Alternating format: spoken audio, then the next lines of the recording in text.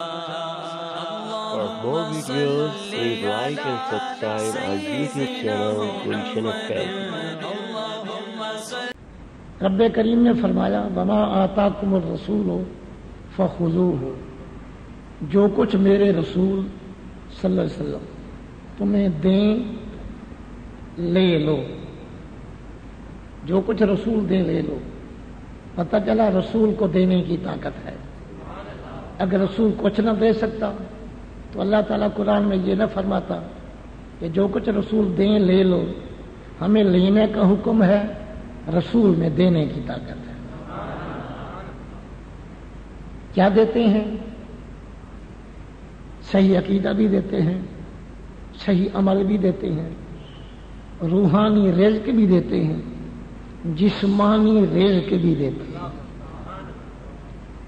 حضور علیہ الصلوۃ والسلام نے فرمایا، صحیح بخاری شریف، اللہ یعطی وانما انا قاسم، ہر نعمت دینے والا اللہ ہے، ہر نعمت کو تقسیم کرنے والا میں رسول اللہ ہوں صلی اللہ علیہ وسلم۔ یہ حذف مفاعیل و متعلقات دلیل عموم ہے، متعدی ہے، مفعول نہیں، عموم پیدا کرنے کے لیے۔ جو نعمت دیتا ہے اللہ دیتا ہے، تقسیم نہیں کرتا۔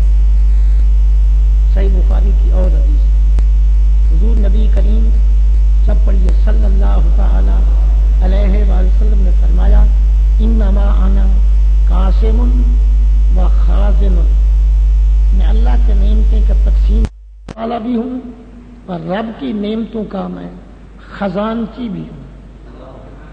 ایک اور حدیث میں آیا، ابن کثیر نے نقل دی، اللہ یرزق کو وانا اقسم، رزق اللہ دیتا ہے، تقسیم میں مصطفیٰ کرتا ہوں۔ یہ تین حدیثیں پیش کر چکا۔ فقط علم نہیں دیتے، ہدایت نہیں دیتے، جسمانی روحانی رزق بھی دیتے ہیں۔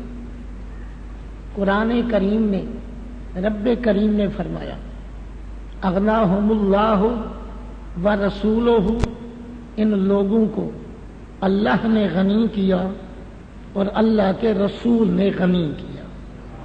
یہ قرآن میں اللہ تعالیٰ اپنے نام کے ساتھ محبوب کے نام کو ملا کے فرما رہا ہے کہ غنی کرنے والا میں اللہ ہوں اور دولت مند کرنے والے رسول اللہ ہیں، ہم دونوں غنی کرتے ہیں۔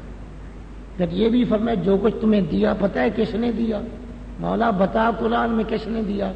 فرمایا آتاہم اللہ و رسولہ، ان کو نعمتیں اللہ نے دی ہیں اور اللہ کے رسول نے دی۔ یہ تو ماضی کی بات رہی۔ آنے والے زمانے کے لیے یا اللہ ہم کیا نظریہ رکھیں؟ اللہ فرماتا ہے یوں نظریہ رکھو، سیؤتین اللہ من فضلہ و رسولہ، آنے والے زمانے میں بھی اللہ دے گا اور اللہ کا رسول دے گا۔ پتہ چلا حضور بے اذن اللہ سب کچھ دے سکتے۔